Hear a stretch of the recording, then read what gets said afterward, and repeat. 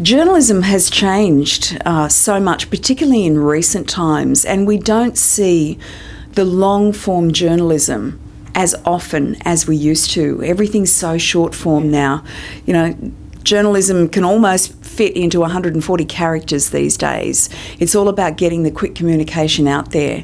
So I think it's crucial that we hold dear true journalism that is fact-checked, that has had time to be considered and is put out there with a real gathering of knowledge before it is published and put into the public domain. So I think more than ever we have to not just hold it dear, but celebrate it and nurture it and encourage more of it.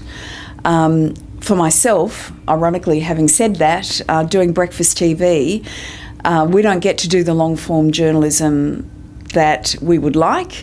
Everything has to be what can be consumed quickly as people are preparing breakfast, getting the kids off to school.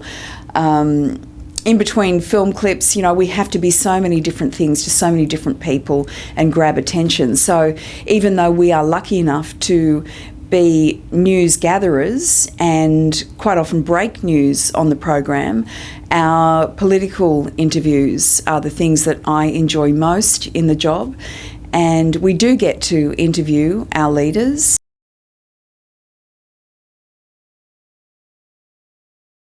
For me, if I was going to choose one interview of the thousands that I've done over the last 8 years on the Today Show, I'd probably choose an interview that I did with Tony Abbott last December, and he just reshuffled his ministry, and I noticed that in that reshuffle he had held on to being the Minister for Women, and I think a lot of people had forgotten that.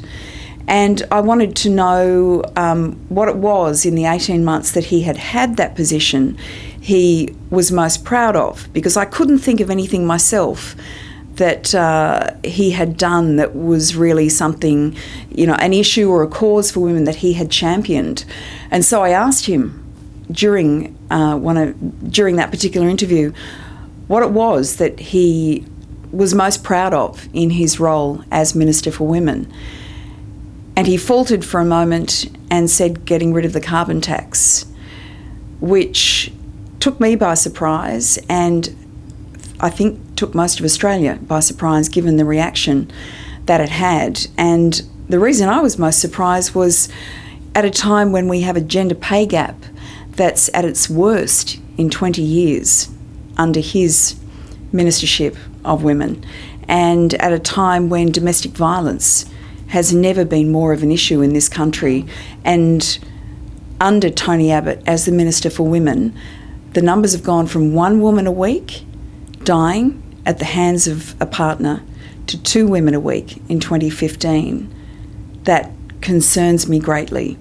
And I can't help wondering if maybe the Prime Minister should not have other ministries. The Prime Minister should focus on leading the country and having a cabinet that can focus individually on what it is that they are in charge of. I think we need a Minister for Women who is solely focused on that, because we have realised, particularly in the last 6 months, that's an enormous portfolio and probably not getting the attention it deserves.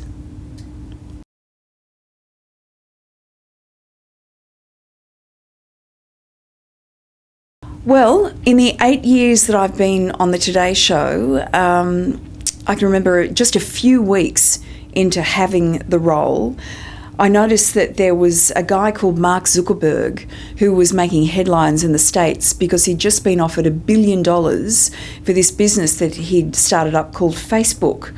And we ran a story that came out of the States about this amazing guy and what is this business that he's got that's worth $1 billion.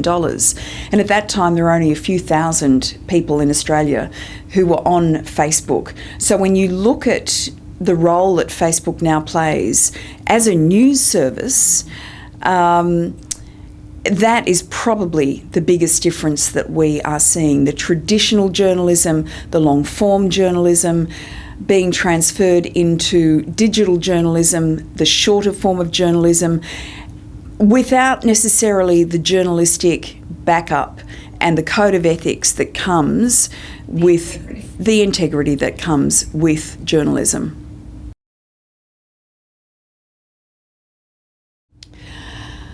I've got a mixture of from when I was a young girl up to the present day. I think in the present day I would have to say Kate McClymont from the Sydney Morning Herald, the incredible investigative journalism that she does. Laurie Oakes for his political interviews and the way he can craft questions and that incredible back knowledge that he's got about Australian political history.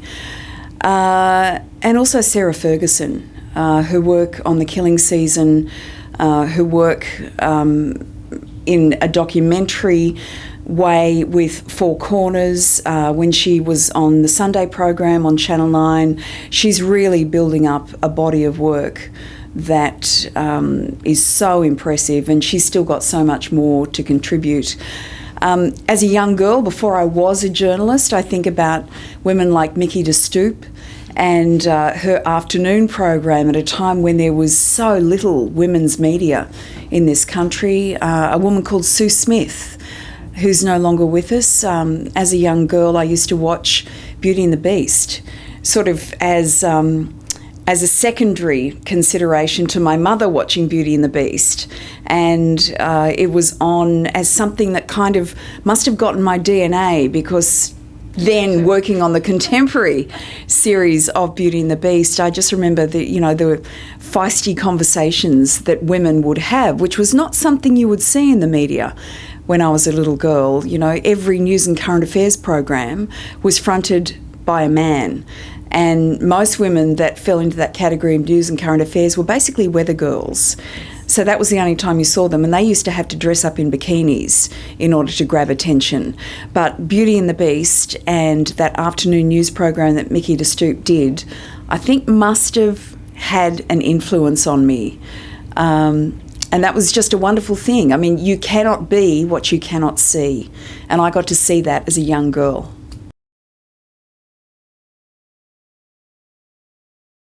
To ask the questions that you would like asked as a viewer, sitting at home and hearing someone speak and knowing that the person that is interviewing them is really listening to the answers that they're being given. There's nothing more frustrating than being a viewer and sitting at home and thinking, well, why didn't you ask that question?